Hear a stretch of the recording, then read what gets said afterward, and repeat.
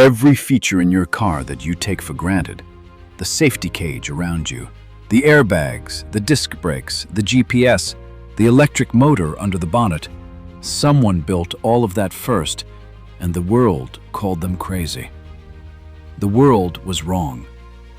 Throughout automotive history, there have been cars so far ahead of their moment that the people who built them paid for it with their companies, their reputations, and sometimes their freedom.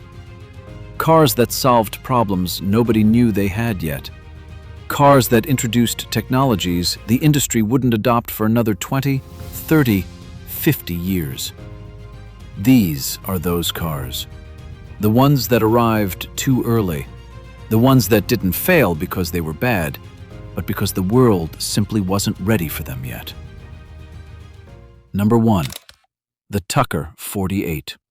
1948. Preston Tucker was not a car industry insider. He was an entrepreneur, ambitious, charismatic, and possessed of a vision for what the American family car should be that was so different from what Detroit was producing that the establishment treated him less like a competitor and more like a threat. In post-war America, the big three, Ford, General Motors, and Chrysler, were printing money. Returning soldiers wanted cars, families wanted cars, the country wanted to drive, and Detroit was supplying cars that were largely unchanged from what they'd been building before the war. Front-mounted engines, drum brakes, bodies designed to look impressive rather than to protect the people inside them. Tucker looked at this and saw a problem worth solving. The Tucker 48, named for the year it was supposed to launch, was unlike anything America had seen. A padded dashboard designed to absorb impact in a collision rather than crush the occupants. This was 1948, when dashboards were solid metal. A windscreen designed to pop out on impact rather than shatter into the faces of passengers. A reinforced safety capsule around the passenger compartment. A central headlight mounted on the steering column that turned with the wheel so it illuminated corners as you drove into them. A concept so logical, it's astonishing it took the rest of the industry decades to adopt it. The engine was rear-mounted, giving the car a lower center of gravity and more usable interior space. The independent suspension on all four wheels provided a ride quality that contemporary American cars simply couldn't match. By the standards of 1948, the Tucker 48 was the safest, most technically advanced production car in the world. 51 were built. Then, the Securities and Exchange Commission indicted Preston Tucker on fraud charges. The trial that followed was a spectacle. Tucker was acquitted on all counts, but the damage was done. The factory was shuttered. The company was finished. The man who had tried to build the safest car in America walked out of court a free man with nothing left to build. Today, surviving Tucker 48s sell at auction for over $2 million each. The safety features Tucker pioneered, the padded dashboard, the safety cage, the collapsible windscreen, became mandatory by law in American cars within 2 decades of his company's collapse. He was right. He just didn't survive long enough to see it. Number 2. The Citroën DS. 1955. When the Citroën DS appeared at the Paris Motor Show in September 1955, it caused a reaction that is almost impossible to describe to someone who wasn't there. 12,000 orders were placed on the first day. 12,000. In an era before the internet, before viral moments, before social media, 12,000 people walked up to a Citroën stand in Paris and said, "I want that, now." It looked like something from the future. A long, low, impossibly streamlined body that seemed to hover over the road rather than sit on it. A single-spoke steering wheel. A gear selector mounted on the steering column. No traditional handbrake. Glass curved in ways that contemporary manufacturing could barely achieve. But the styling was almost beside the point. What made the DS genuinely extraordinary was what was underneath it. The hydro-pneumatic suspension system, developed exclusively by Citroën, used pressurized hydraulic fluid to replace conventional springs and shock absorbers. The result was a ride quality so far ahead of anything else on the road that journalists and engineers who drove it consistently described the experience as something close to floating.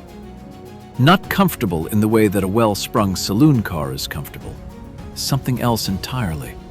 An almost uncanny absence of road feel, as if the car was reading the road ahead and compensating before you noticed anything. The same hydraulic system powered the brakes, the steering, and the automatic gear selector. One interconnected system controlling most of the car's major functions simultaneously. When it worked, and it usually worked, it was a piece of engineering so coherent and so elegant that rivals spent years trying to understand how it had been done. The DS also had adjustable ride height. At low speed in town, the car sat at standard ride height. On rough roads, the driver could raise it. This feature, hydraulically adjustable ride height, is today found in Range Rovers, Porsches, and Ferraris, and is marketed as cutting-edge luxury technology. Citroën put it in a family car in 1955. The DS remained in production until 1975, 20 years. And in all that time, no other manufacturer came close to matching its fundamental technical achievement. Not one. Number 3. The Chrysler Turbine Car. 1963. Chrysler's engineers in the early 1960s believed they had found the engine of the future.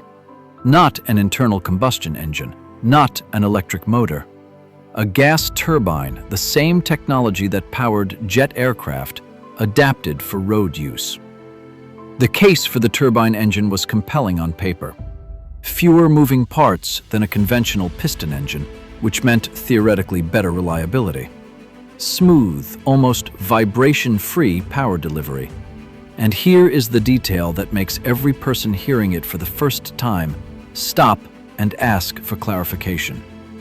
The Chrysler Turbine Car could run on almost any combustible liquid. Diesel, kerosene, jet fuel, vegetable oil, tequila, peanut oil, perfume. When Chrysler's president drove the car in Mexico, he famously stopped at a roadside and filled the tank with locally produced tequila. The car continued without complaint.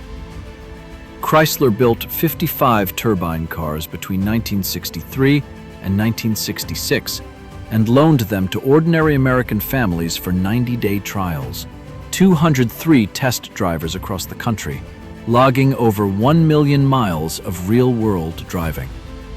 The feedback was largely positive. The cars were smooth. The multi-fuel capability was genuinely useful. People liked them. But the turbine engine had problems that couldn't be engineered away with the technology of 1963. The fuel economy was dreadful.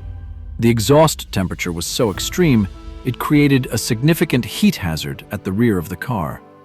And the throttle response was sluggish in a way that piston engines weren't. You pressed the accelerator, and the turbine took a moment to spool up before the power arrived, a characteristic that was merely annoying in a car, but would have been catastrophic in an aircraft. Chrysler discontinued the program and destroyed most of the cars. 9 survive. They are among the most valuable American automobiles in existence. The multi-fuel flexibility that Chrysler pioneered in 1963, the ability to run on alternative fuels without engine modification, is a feature that the automotive industry is still working toward today, 60 years later. Number 4. The GM EV1, 1996. In 1996, General Motors did something extraordinary. They built an electric car, a proper, purpose-designed, from-the-ground-up electric car, and put it on the road. The EV1 was not converted from an existing platform. It was designed entirely around its electric drivetrain from the first sketch. The body had a drag coefficient of 0.19, lower than almost any production car before or since, lower than a modern Tesla Model S. The regenerative braking system recovered energy that would otherwise be lost as heat. The aerodynamics, the weight distribution, the packaging, all of it optimized for a car with no combustion engine and no exhaust pipe. In 1996, General Motors leased the EV1. It was never sold outright, to a small number of customers in California and Arizona. The people who drove it were evangelical about it. There are documented cases of EV1 lessees offering to buy their cars at any price General Motors would name when the leases expired. GM refused. When the EV1 program was canceled in 1999, GM recalled every car and destroyed them, an act of corporate demolition that became the subject of a documentary film and is still one of the most discussed decisions in automotive history. The reasons for the cancellation were complex. The battery technology of 1996 was limited. Range anxiety was real because range was genuinely restricted. The charging infrastructure that electric cars require simply didn't exist. The economics of producing a low-volume, purpose-built electric car didn't work. And there are those who believe that pressure from the oil industry played a role in the decision to kill the program. Whatever the reason, 9 years later, Tesla launched the Roadster. 14 years later, the Nissan Leaf brought affordable electric cars to the mass market. 20 years later, electric vehicles are the fastest-growing segment in global automotive sales. The GM EV1 was right. It was just right in 1996 when the world needed it to be right in 2010. Number 5. The Tucker 48 was extraordinary. But one car on this list stands alone as the most painful example of timing destroying genius. The NSU Ro80. 1967. NSU was a small German manufacturer, not BMW, not Mercedes, not Volkswagen. A company that most people outside Germany had never heard of. And in 1967, this small company introduced a car that won the European Car of the Year award and then nearly destroyed the company that built it. The Ro80's styling was so advanced that automotive historians still point to it as one of the most significant designs in the history of the industry. Low, aerodynamic, with a drag coefficient that was extraordinary for 1967. A wide, spacious cabin made possible by the absence of a conventional gearbox tunnel. Large glass areas giving visibility that contemporary cars couldn't approach. But the real story was the engine. The Ro80 used a Wankel rotary engine, a fundamentally different type of internal combustion engine that replaced the conventional up and down motion of pistons with a rotating triangular rotor. Smoother than any piston engine, more compact, capable of very high revs. In theory, a significant advance on what every other car in the world was using. In practice, the Wankel engine of 1967 had a fatal problem that NSU's engineers hadn't fully solved before they put it in a production car. The seals on the rotor tips wore out. Prematurely, consistently, expensively. Ro80 owners found themselves needing complete engine rebuilds far too early in the car's life, sometimes before 50,000 kilometers. The warranty costs were catastrophic. NSU was a small company. The financial burden of replacing engine after engine under warranty broke them. NSU was absorbed into Audi in 1969, 2 years after launching the car that won Car of the Year. The tragedy of the Ro80 is not that the rotary engine was a bad idea. Mazda took the same technology, spent the years NSU didn't have solving the seal problem, and built the RX-7 and RX-8 cars that became legends. The rotary engine works. NSU was just the company that paid the price for proving it. The Ro80 won Car of the Year in 1967. Its manufacturer ceased to exist 2 years later. Number 6. The Honda Insight. 1999. Most people think of the Toyota Prius as the car that invented the hybrid. They are wrong. The Honda Insight arrived in the United States in December 1999, the first hybrid car sold in America. And unlike the Prius, which looked exactly like what it was, a sensible, efficient, slightly awkward Japanese family car, the Insight looked extraordinary. A teardrop body, a fastback roofline, rear wheel skirts covering the back wheels to reduce aerodynamic drag, a drag coefficient of 0.25. In 1999, that was the most aerodynamic production car in the world. The body was made from aluminum. The total weight was 838 kilograms, lighter than a Mazda MX-5 of the same era. The hybrid system Honda developed for it, called Integrated Motor Assist, was elegant in its simplicity. A small, 3-cylinder petrol engine working alongside a compact electric motor mounted between the engine and the transmission. The electric motor provided additional torque when accelerating and recovered energy under braking.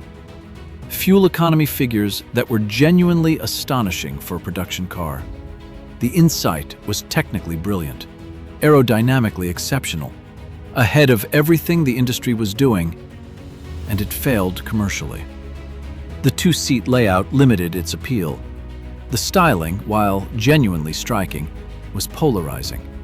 And the Prius, with its conventional 4-seat layout and less dramatic appearance, turned out to be what the market actually wanted when it came to buying a hybrid. Honda discontinued the original Insight in 2006.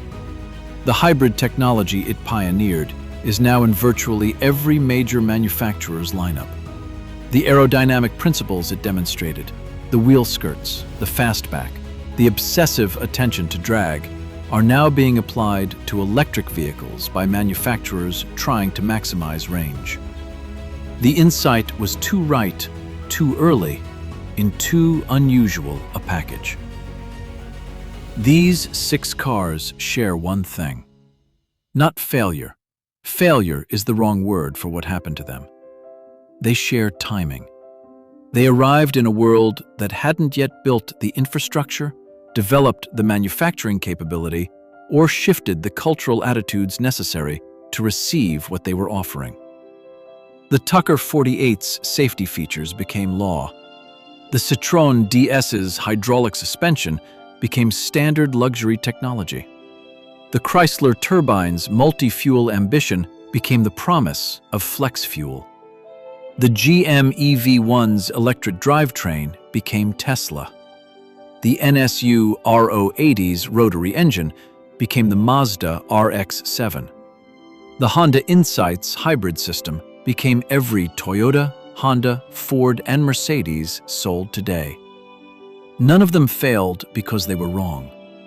They failed because being right too early is, in the automotive business, almost as dangerous as being wrong. Subscribe to Cautiously for more stories like this, real automotive history told properly. Drop a comment. Which of these 6 cars do you think deserved to succeed the most? And is there one I missed that should be on this list?